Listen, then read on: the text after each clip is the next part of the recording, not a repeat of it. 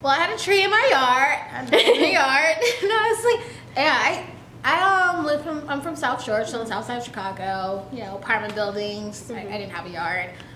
We had trees on the sidewalk, and I liked the trees because they provided shade. And I remember growing up, we'd run around them and try and climb them. Not the best at climbing trees, but for me, being outside was just my connection, and I liked my one tree.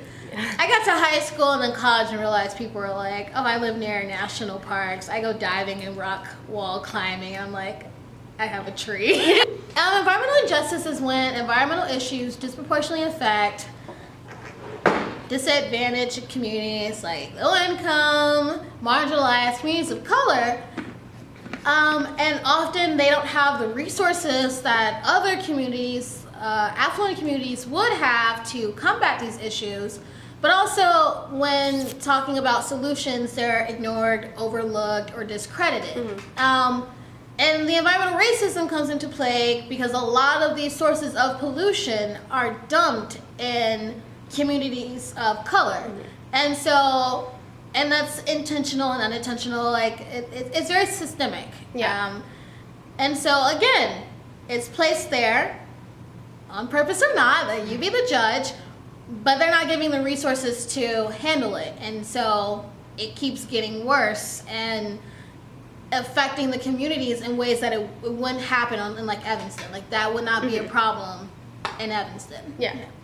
If you ever just rode the red line from here to past Roosevelt, you immediately see the differences, especially in economic status. And with that comes a lot of problems. A lot of the industries, like coal-fired power plants, are placed on the south and west sides of Chicago. And a lot of that has to do with the fact that the residents living there don't have a lot of money. And they're people of color.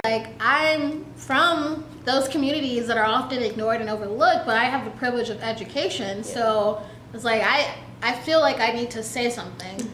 A food desert is when there isn't a source of fresh local produce within, I think, maybe 2 miles, maybe even closer. I remember when I was maybe 8, my mom would take myself and my brother, who was a lot younger, and we'd walk to a grocery store, which would take almost an hour because it's far away.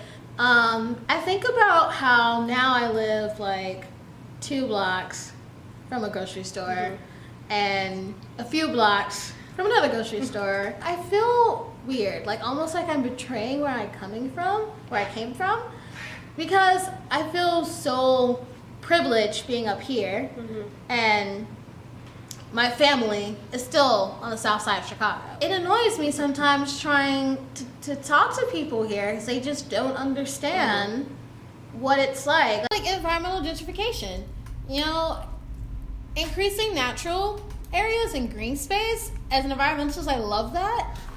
But also it increases the property values in those communities. It's could set up a negative connotation with it, because now maybe that community doesn't want a park because now they can't afford to live there. Another issue, because again, you're introducing a green solution, which isn't wrong, but it's having all these other effects on people that's not addressed. Yeah. It's not that in the stigma that low-income people don't care about environmental issues.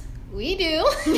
We very well do. It's just we're not asked, ignored, overlooked, discredited. Sometimes you're gonna have to challenge the idea that that's not environmental justice, that's a thing. But so there's acceptance of it. Really lay down the brickwork that to where the point where the person starts to see it for themselves instead of always needing to get told it. I wanted to get to a point where I didn't have to tell an organization hey, there's no people of color, there's no one from this group. It's they'll see it already because it's there now. It's breathing. I never get a chance to forget I'm a black woman, and so I notice very instantly when there's no other people of color in the room.